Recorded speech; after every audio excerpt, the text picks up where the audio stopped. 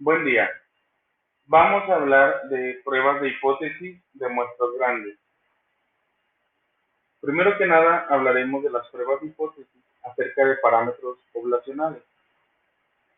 Por ejemplo, si una compañía farmacéutica está fermentando un tanque de antibiótico, se pueden usar muestras del tanque para estimar la potencia media para todo el antibiótico del tanque. En contraste, podemos suponer que la compañía no se interesa en la potencia media exacta del antibiótico, sino le interesa satisfacer los estándares de potencia mínimos del gobierno. Entonces la compañía puede usar muestras del tanque para decidir entre estas dos posibilidades. La primera, que la potencia media no excede la potencia mínima permitible. Y la segunda, que la potencia media excede la potencia mínima permisible. Estos dos parámetros o estas dos posibilidades nos van a dar como resultado una prueba de hipótesis donde podemos decidir si nuestro antibiótico tiene la potencia necesaria. Primero, sabiendo si no excede y sabiendo si excede.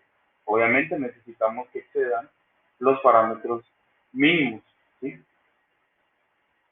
A esto se le llama o esto nos ilustra una prueba estadística de hipótesis. Bueno, continuamos. Vamos a ver una prueba estadística de hipótesis. ¿Qué es una prueba estadística de hipótesis? Esta se encuentra formada de 5 partes. Primero que nada, de la hipótesis nula, denotada por H0. En segundo lugar, tenemos la hipótesis alternativa, denotada por HA. Tenemos el estadístico de prueba y su valor P de la proporción. Tenemos la región de rechazo y por último, la conclusión, ¿sí?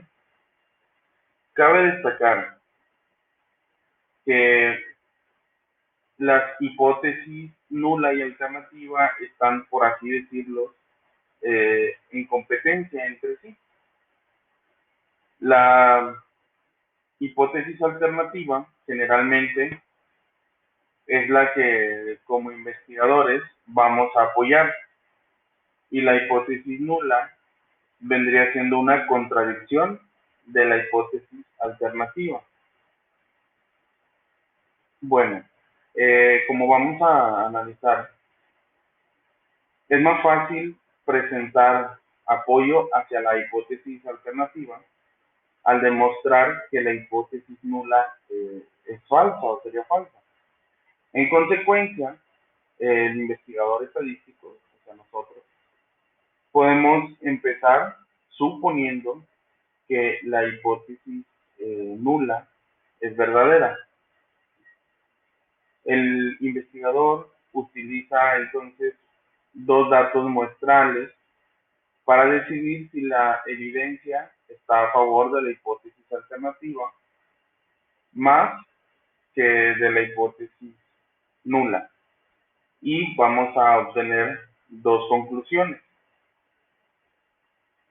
Bueno, vamos a elegir una de las dos posibles conclusiones, que podría ser rechazar la hipótesis nula y concluir que la hipótesis alternativa es verdadera, o podemos aceptar la hipótesis nula como verdadera.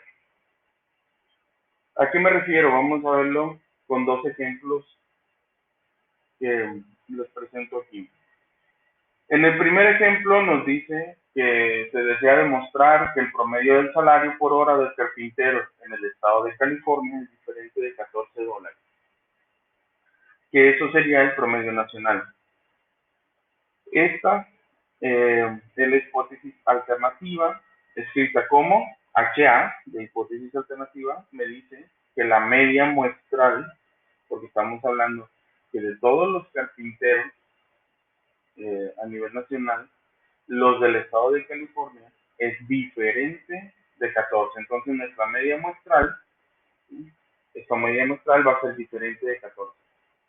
Por lo tanto, nuestra hipótesis nula sería H0 y me dice que la media muestral, ¿sí? O sea, el salario de los carpinteros de California es igual a 14, porque ese es el promedio nacional. Por eso definimos de esta manera nuestra hipótesis nula y nuestra hipótesis alternativa al decir que es diferente. Eso es lo que queremos demostrar, que es diferente el salario al resto de la nación.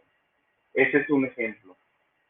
En el siguiente ejemplo vemos que en un proceso de maquinado se produce un promedio de 3% de piezas defectuosas. Usted está interesado en demostrar que un simple ajuste en una máquina reducirá la proporción de piezas defectuosas producidas en el proceso de maquinado.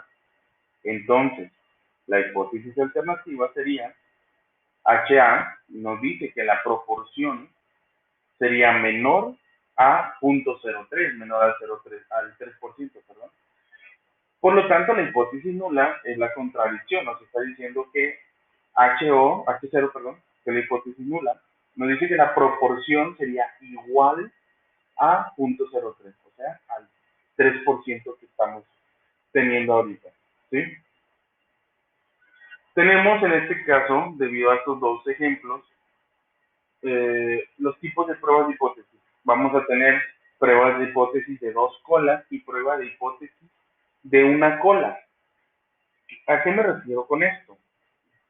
Pues, primero que nada, en el ejemplo 1, en este ejemplo, donde hablábamos del salario de los carpinteros,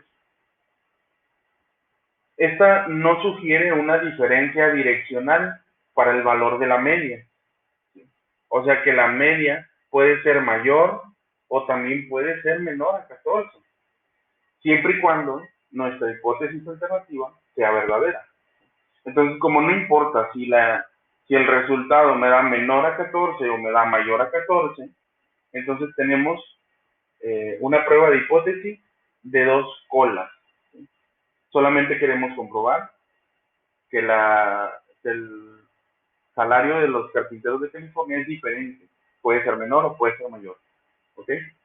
En el ejemplo número 2, en el de los procesos de maquinado, aquí estamos específicamente interesados en detectar una diferencia direccional en el valor de la proporción.